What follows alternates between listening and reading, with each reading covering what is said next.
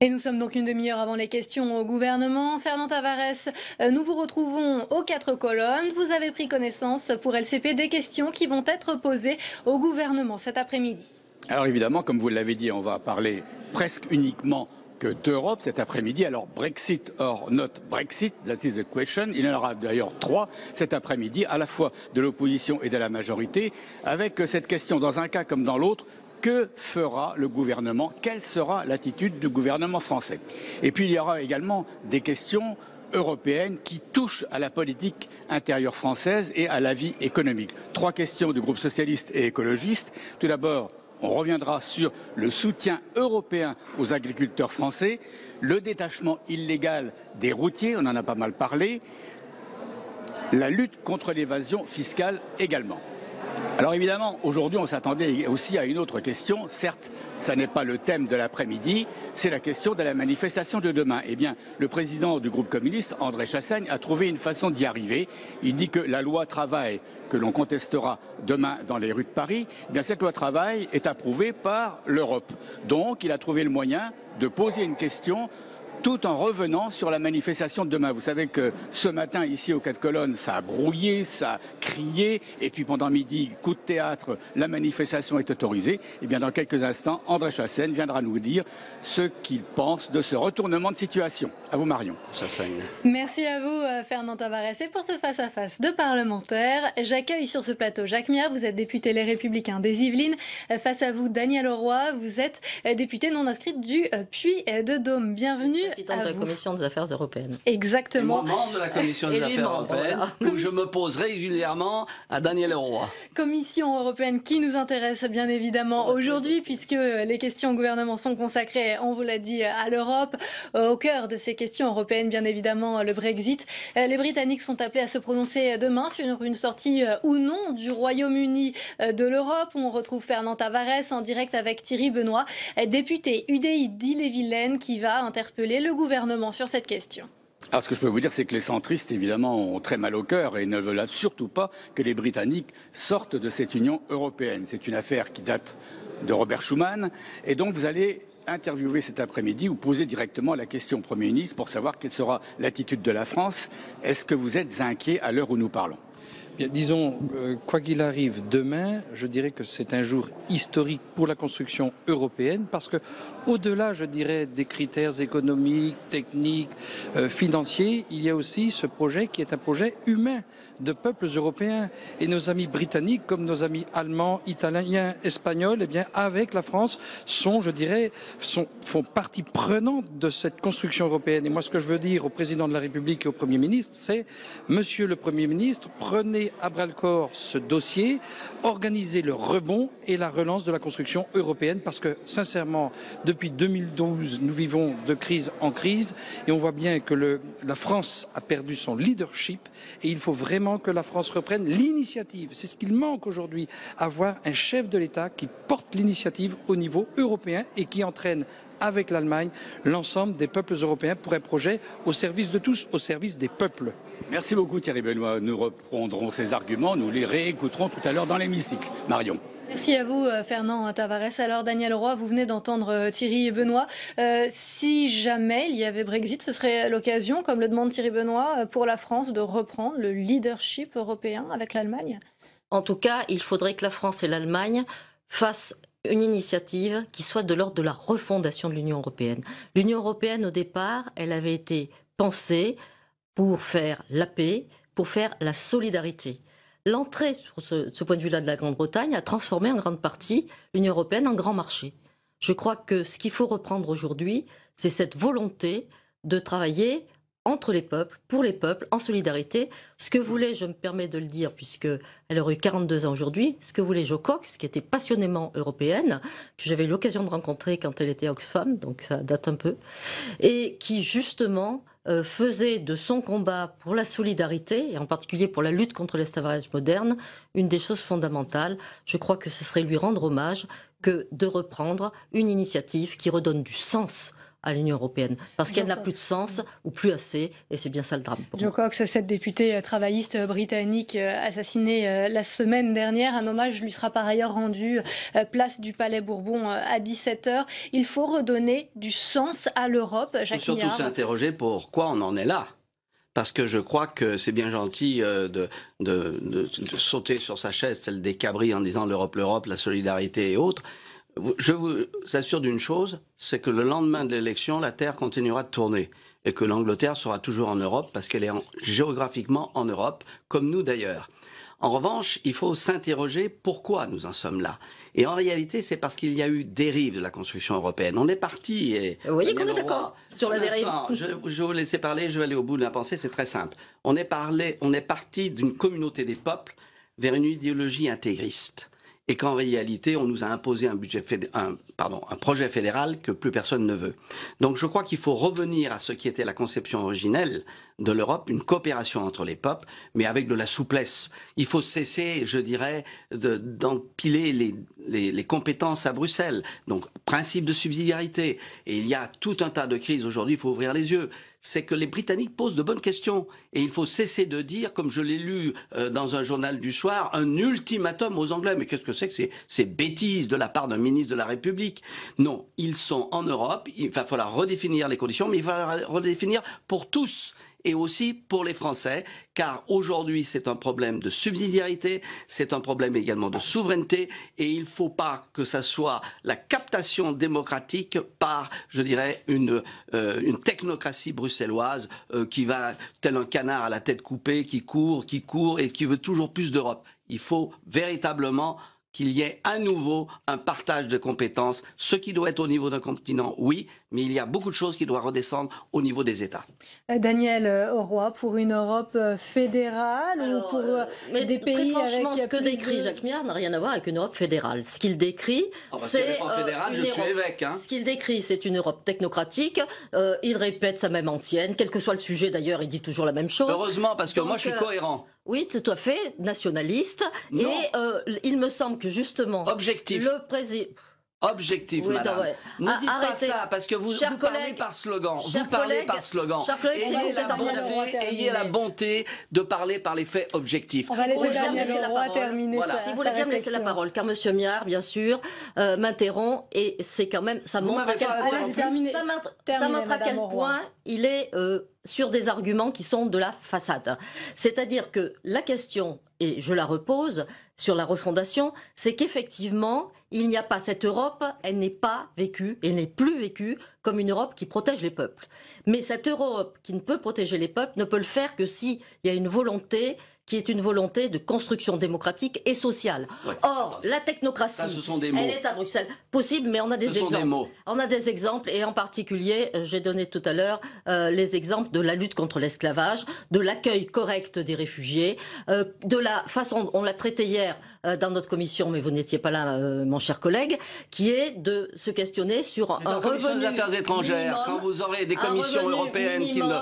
Chers collègues, si vous voulez bien ne pas m'interrompre sans arrêt. On va revenir sur le Brexit. On va revenir sur le Brexit. Je me permets de redire pour finir que hier nous avons débattu et voté à l'unanimité une résolution qui dit il faut qu'il y ait un revenu minimum dans chaque État de l'Union européenne, de façon à ce qu'on ait une lutte contre le dumping social, parce que les gens, il y a des États qui vont mieux, mais les populations sont de plus en plus pauvres. Alors, on va revenir sur le dumping social ensemble dans quelques instants. Quelles conséquences, tout d'abord, aurait le Brexit s'il avait lieu demain, Jacques Miard? Vous savez, je crois qu'il va falloir garder raison. Et bien évidemment, il ne faut pas croire que la Terre va s'arrêter de tourner. Donc il est clair qu'il y aura des négociations. Il est manifeste également que tous les États vont en tirer les conclusions. Il faudrait que Bruxelles et les Eurobéas aussi tirent les conclusions de leur échec. Peut-il y avoir des conséquences financières, économiques? Écoutez, Certains parlent d'un krach pour- financier. Oui, attendez. Vous savez, la Grande-Bretagne concourt, solde net des Grands-Bretons à l'Union européenne, c'est 6 milliards. Nous, c'est 9. Il faudrait quand même que les Français le sachent aussi. Et si vous regardez le budget européen, moi, je vous ferai des économies assez facilement. Parce qu'aujourd'hui, on disperse l'argent un peu partout. Et donc, il est clair qu'il faut s'en tenir à l'essentiel. Et c'est bien cela qui, aujourd'hui, est en cause. C'est qu'on a construit une usine à gaz. Alors, on vous parle par slogan, dixit Madame Danielle Auroi, mais c'est pas ça. Il faut retrouver ce qui est d'un niveau d'un continent et ce qui n'est pas d'un niveau de continent. Et donc, il faut redéfinir les compétences entre les deux et surtout que l'on cesse de dire il faut plus d'Europe parce que ça marche pas, plus d'Europe. C'est pas du tout ça. Il faut faire changer de logiciel macroéconomique. On a bien compris en tout cas vos conceptions différentes de l'Europe. Qui a le plus à perdre justement, Danielle Auroi, si jamais il y avait Brexit? Est-ce le Royaume-Uni, l'Europe? Très franchement, pour moi, la question ne se pose pas comme ça. Tout le monde a à perdre. D'ailleurs, qu'il y ait Brexit ou qu'il n'y ait pas de Brexit, le jour après, le jour demain, quoi qu'il arrive, il faudra analyser. Pourquoi? Parce que la campagne de ceux qui sont pour la sortie a été une campagne désagréable, insupportable même, où on a traité pratiquement de la désinformation, où on a fait du préjugé, où on a fait de l'exclusion de l'autre, et cela, quoi qu'il arrive, et dans n'importe quel État, c'est insupportable. C'est ce qui fait monter UKIP en Grande-Bretagne, c'est ce qui fait monter le Front National chez nous, c'est ce qui fait monter les... Non. C'est la faute des autres. C'est toujours le même collègues, discours. je ne vous ai pas interrompu. Non, mais vous parlez tout autant, donc j'ai aussi le droit de parler. Je me permets de dire que la réflexion qu'il faut avoir tous ensemble, c'est quand on veut faire une Union européenne qui ait du sens, qu'est-ce qui donne du sens? C'est d'abord se mettre au service des peuples et non pas se mettre au service des banques. Parce que quelque part, c'est de cela que nous souffrons tous, qu'elles soient européennes ou qu'elles soient d'ailleurs locales ou internationales. Donc, tant qu'on ne sera pas clair sur ces sujets-là, et l'Union européenne aura à perdre, et la Grande-Bretagne aura à perdre. On voit bien à quel point, d'ailleurs, la City s'inquiète. Vous contestez finalement les traités. Merci. Parce que, effectivement, pour ce qui est du totale libéralisation financière... Non, je suis désolé, puisque vous avez dit quelque chose, je suis désolé. Ça a été inscrit dans Maastricht. Vous avez voté oui à Maastricht. Donc ne venez pas... Vous avez pas... Désolé, j'ai pas voté. Donc vous faites trop de progrès. Allez, on va poursuivre ensemble. Je vais vous dire une chose, c'est qu'effectivement, la critique que vous faites de la financiarisation de l'économie, elle date de Maastricht. Donc il y a bien un certain nombre. Elle a été actée dans Maastricht. Donc il est évident que dans ce que vous dites, il faut que vous nettoyiez un peu votre ardoise. On va poursuivre justement sur l'économie avec une question au cœur de l'Europe. Les travailleurs détachés, une disposition permise par l'Europe lorsqu'une entreprise emploie un salarié d'un autre pays. Elle paye les charges sociales dans le pays d'origine de son salarié. La Commission européenne doit se prononcer en juillet sur les accusations de dumping social de certains pays. Fernand Tavares, vous êtes avec Philippe Duron, député socialiste du Calvados, qui va interroger le gouvernement à ce sujet.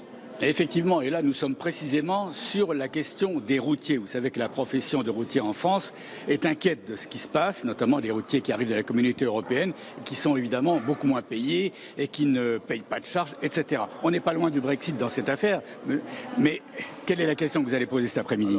Cet après-midi, je vais interroger le ministre des Transports sur le décret qu'il va publier pour obliger l'entreprise de transport à payer au SMIC les travailleurs étrangers lorsqu'ils travaillent sur notre territoire. Mais vous le savez, il y a une procédure d'infraction qui a été lancée par la commissaire européenne au service, et je voudrais savoir comment le gouvernement va réagir à cela. Est-ce qu'il va maintenir sa position ou est-ce qu'il va négocier avec la Commission européenne pour trouver un accord entre ce que souhaitent les pays de l'Est de l'Europe et ce que nous souhaitons, c'est-à-dire une concurrence loyale et équitable entre les transporteurs étrangers et les transporteurs français. C'est essentiel pour le pavillon français. C'est une question qui inquiète la France et qui peut peser aussi en Angleterre.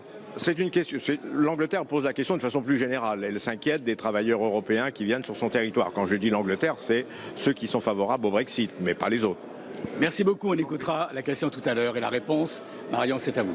Merci à vous, Fernand Tavares. Alors, Daniel Roy, vous venez d'entendre cette question. La Commission européenne qui doit se prononcer en juillet sur ces questions. Un accord est-il possible aujourd'hui sur les travailleurs détachés? Alors, un accord est difficile pour une raison simple, c'est que 11 pays, les pays qui sont entrés récemment dans l'Union européenne, ex-bloc soviétique, sont tous vent debout. 10 d'entre eux, très exactement, sont tous vent debout contre cette nouvelle proposition qui justement donne plus de règles aux travailleurs détachés. Et en particulier, ils ont sorti ce qu'on appelle un carton jaune, c'est-à-dire une volonté de bloquer, tout simplement parce qu'ils disent, nous, nos travailleurs, ils ont besoin, ils amènent de l'argent, ils amènent des richesses. Nos amis roumains sont absolument sur cette position-là. On sait que le plus grand nombre de travailleurs détachés, en France ou en Grande-Bretagne d'ailleurs, sont polonais en général, et qu'il y a non seulement les transporteurs, mais c'est vrai aussi dans l'agroalimentaire, largement. Là, il y a l'histoire des abattoirs qui n'est pas si vieille. Il y a dans la construction. Mais surtout, le problème, c'est que, en particulier, les PME, mais aussi les artisans, se plaignent beaucoup chez nous du fait que dans le bâtiment, beaucoup de travailleurs détachés sont utilisés par des sous-traitants ou des sous-traitants de sous-traitants. Je ne reviens pas sur la loi RSE qui malheureusement est dans le placard pour le moment. Et c'est cela qui fait qu'il y a une concurrence déloyale. Donc il faut effectivement trouver des règles communes. C'est pour ça que proposer un salaire minimum dans tous les États de l'Union européenne, c'est un premier pas de référence. Et il me semble que là, il devrait y avoir une volonté politique partagée et que la France et l'Allemagne sont plutôt sur cette ligne-là. Les pays qui en profitent sont plutôt contre cette ligne-là. Mais ce sont quand même des damnés de la terre. Jacques Niard, ce salaire minimum est indispensable. C'est pas suffisant. C'est largement pas insuffisant parce que ce qui se passe, c'est que ça va bien au-delà des 35 ou 40% de différence des cotisations sociales. On ne sait pas à quel moment ils rentrent en France, on ne les suit pas.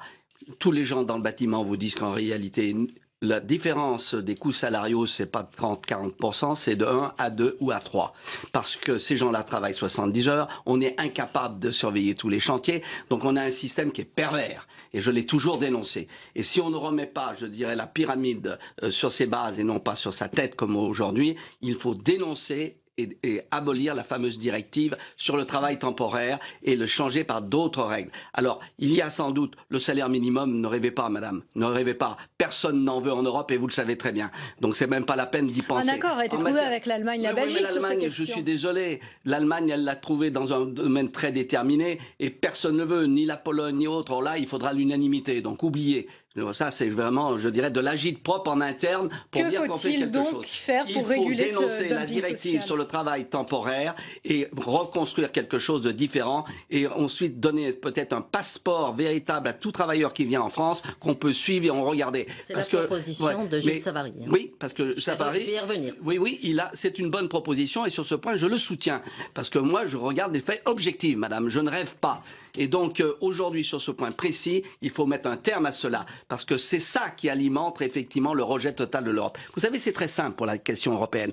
Nous avons besoin de coopération européenne, nous n'avons pas besoin d'intégrisme européen. Or aujourd'hui, c'est ce qui se passe, d'où le rejet par les peuples de cette construction qui est une usine à gaz. Un passeport du travailleur européen, davantage de contrôle, c'est une proposition de Gilles Savary. C'est une proposition de Gilles Savary parce que moi, les grands mots et les gestes tribuniciens me fatiguent beaucoup. Donc, ce qui est important, c'est que à la Commission des Affaires européennes, nous suivons ce dossier depuis le début. C'est Gilles Savary qui s'en a emparé parce que, comme moi, il était eurodéputé au moment où nous avons travaillé ensemble contre ce qui s'appelait à l'époque la directive Bolkestein.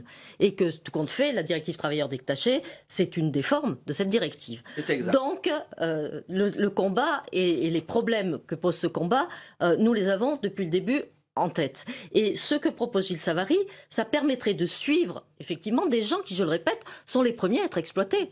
Les malheureux Roumains qui, sur leur camion, sont obligés de dormir tous les week-ends dans leur camion, manger dans leur camion, regarder la télé dans leur camion, etc. Et avec des horaires épouvantables et les risques qu'ils courent et qu'ils font courir, c'est insupportable. Vous pouvez même ajouter que le gouvernement français n'a pas été à l'auteur dans cette affaire. Je ne vous ai pas interrompu, cher collègue. Mais non, mais je complète votre propos. Pour une fois que je suis d'accord avec avec vous. Chers collègues, sauf que vous me laissez peu de temps de parole. Mais et non, que vous en vous prenez avez parlé beaucoup. plus longtemps que moi. Est-ce que cette proposition pourrait être acceptée par l'Union européenne? Ce qu'a proposé la Commission européenne et la commissaire va plutôt dans ce sens-là.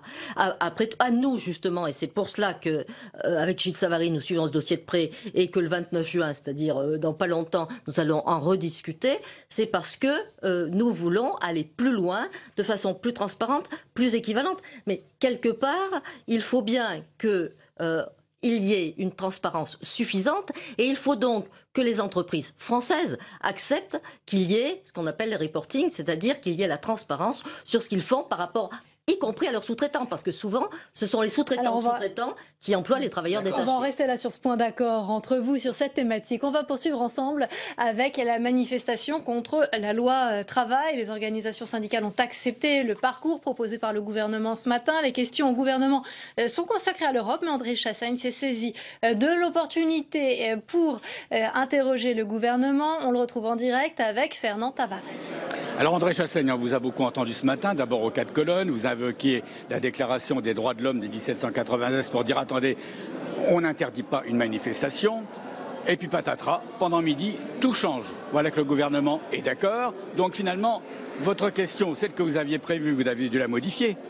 Bien sûr, j'ai modifié la question, mais pour autant, je souligne ce que j'appelle un fiasco gouvernemental sur la stratégie qui a été choisie, c'est-à-dire une stratégie de pourrissement. Mais aller jusqu'à interdire une manifestation, quelle honte pour un gouvernement de gauche. Aujourd'hui, cet après-midi, face à la pression, le gouvernement a dû revenir sur sa décision. Il faut aller plus loin. Et aller plus loin, c'est retirer purement et simplement ce texte de loi, le resoumettre à la négociation collective, puisque la majorité des organisations syndicales représentatives demandent à discuter, à renégocier. Je crois qu'il est temps que le gouvernement prenne ses responsabilités jusqu'au bout, retire ce texte de loi avant de se livrer dans 15 jours de nouveau à un simulacre de débat parlementaire. Alors demain, un certain nombre de députés du Front de gauche et d'autres partis politiques, en particulier les frondeurs socialistes, ceints de leur écharpe tricolore, se rendront à la manifestation. Vous y serez ? Bien sûr que j'y serai, comme j'ai été aux manifestations précédentes, pour bien montrer que le mouvement syndical, c'est quelque chose de digne et que les violences qui ont été perpétuées ne sont en définitive qu'une instrumentalisation et servent de prétexte pour dire qu'il y a un pourrissement. Ce n'est pas le cas du tout. Je crois que les organisations syndicales se battent avec dignité. Elles demandent à négocier et elles tiennent compte de l'intérêt général des Français pour que les droits des salariés soient protégés. Merci André Chassaigne. À tout à l'heure dans l'hémicycle, Marion. Merci à vous Fernand Tavares. Alors Jacques Miard, vous venez d'entendre André Chassaigne sur cette volte-face, ce retournement du gouvernement ce matin. Votre réaction? Entre-temps, on aurait dit pantalonnade, parce qu'on interdit le matin et on accorde à midi. En réalité, je crois qu'il faut les renvoyer l'un et les autres dos à dos. Pourquoi? Parce que la jurisprudence administrative est très claire. Lorsqu'il y a vraiment des risques, une manifestation peut être interdite. Je suis désolé, ça a beau être un droit, c'est aussi... Alors, il faut interdire les hooligans. Non, mais attendez, je suis bien d'accord qu'il faut prendre les hooligans et les mettre en prison. Parce que de ce côté-là, il y a eu du laxisme de la part du gouvernement. Mais je crois que de la part aussi des syndicats, ils devraient aussi comprendre qu'aujourd'hui, dans la situation où on est, avec des forces de police qui sont éreintées, et on peut avoir, je dirais, une bévue, quelque chose qui n'était pas prévu, etc. Donc, de part et d'autre, ils jouent les apprentis sorciers. Et il y a un moment, il faudrait que les syndicats disent, bon, on est contre la loi, ça on le sait, parce que depuis le temps qu'on les entend, et que donc ils fassent demi-tour. Et quant au gouvernement, il doit aussi se mettre peut-être à sortir de l'impasse dans laquelle il s'est mis lui-même. Daniel Auroy, le gouvernement s'est mis lui-même dans l'impasse. Je partage tout à fait cette analyse. Moi, je serai demain à la manifestation. Ça m'amuse beaucoup parce que vu le parcours qui a été proposé, nous allons grosso modo faire le tour du génie de la Bastille. Très belle statue. On pourra observer ses fresques de près. Ça va être extrêmement intéressant. Pourquoi un tel blocage sur les modalités d'une manifestation? Moi, je ne comprends pas le blocage car, comme l'a rappelé Jacques Miard, on est beaucoup plus laxiste avec les hooligans qu'avec les manifestants sociaux. C'est quand même quelque chose qui donne du sens. Les responsables syndicaux, même la CFDT avait dit que l'interdiction était une erreur. Même même la CFDT. Donc, pour moi, l'urgence, puisqu'ils ont demandé une entrevue au président de la République, c'est que le président de la République, c'est lui qui peut donner un signal, me semble-t-il, pour sortir par le haut, reçoivent les syndicats, tous les syndicats, et qu'il y ait une reprise de discussion. On avait, puisque moi je fais partie des 56 parlementaires qui avaient voté une motion de censure, enfin proposé une motion de censure de gauche, on a proposé des choses pour reprendre le dialogue. Je crois qu'il faut reprendre le dialogue et qu'il faut effectivement protéger les travailleurs, parce que quand même, la loi travail elle est d'abord faite pour protéger les salariés. On l'oublie, on veut maintenant faire une loi pour protéger les entreprises. À ce moment-là, c'est pas le droit du travail, c'est autre chose. On va poursuivre le débat. Je crois qu'il va falloir qu'on continue à travailler. On va poursuivre le débat dans un instant. On va d'abord aller retrouver Bruno Le Roux, le président du groupe socialiste à l'Assemblée, en direct avec Fernand Tavares.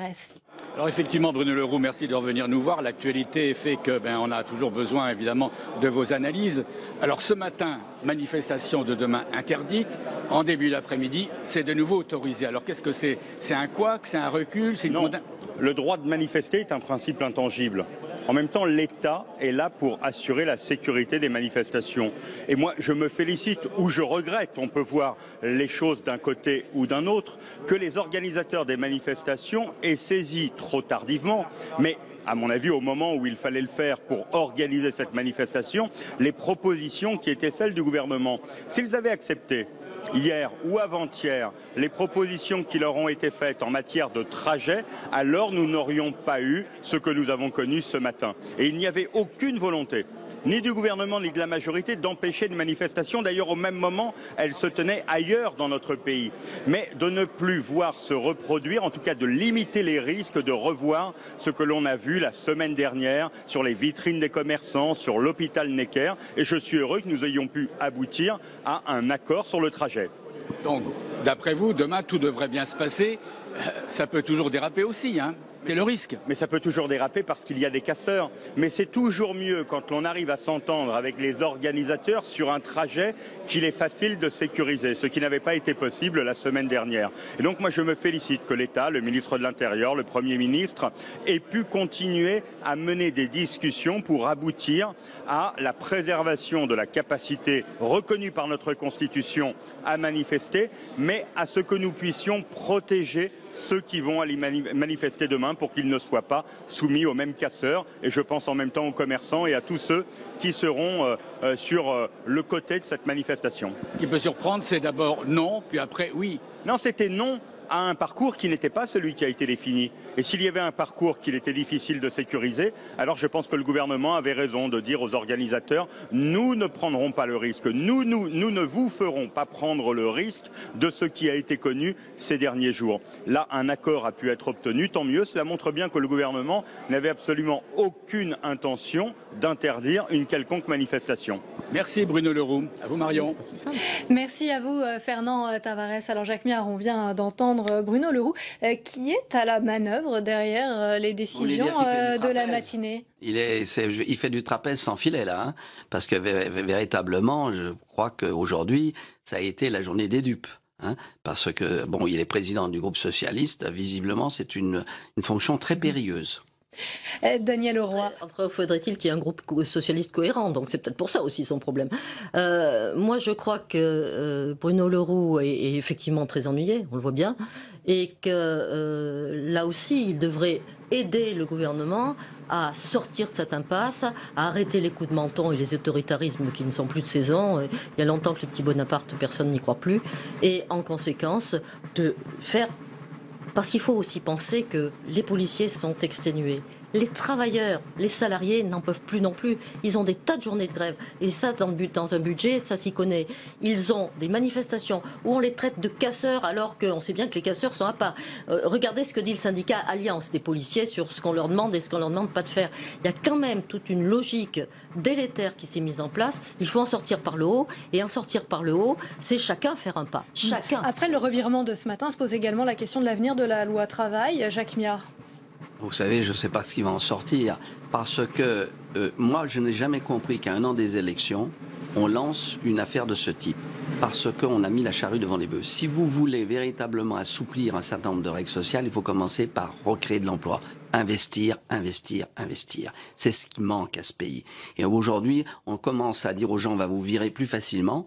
et puis vous verrez bien si vous trouvez du travail. Donc il faut renverser la politique macroéconomique en France et en Europe, et là-dessus, parfois on est d'accord, c'est-à-dire qu'il faut trouver les moyens pour investir, on vous expliquera ça, ou bien lisez mon manifeste, dans lequel je l'ai publié. C'est au moins un point d'accord entre vous, Daniel Leroy. Investir effectivement et au lieu de s'attaquer aux travailleurs, où on va encore créer plus de pauvreté. Il y a plus de 3,5 millions de pauvres à l'heure actuelle dans l'Union européenne. Ils augmentent chaque jour. Il faut peut-être bien s'attaquer à la pauvreté. Et s'attaquer à la pauvreté. Il faut changer de politique macroéconomique bruxelloise. Avec bruxelloise, nationale et britannique et tout ce qu'on veut. Puisque pendant ce temps-là, on voit bien, les banques, elles, ont continué à bien fonctionner, à être renflouées. Les banquiers, en tout cas. Les banques cales, elles ne prêtent pas à l'économie réelle. Elles ne prêtent pas à l'économie réelle, on est d'accord. Elles ne prêtent pas à l'économie réelle. Et c'est là où il faut changer totalement la politique. Et je ne reparlerai une autre fois de la taxe sur les transactions financières. Et vous reviendrez sur notre plateau. Merci à vous d'avoir participé à ce face-à-face. Tout de suite, les questions au gouvernement. Merci.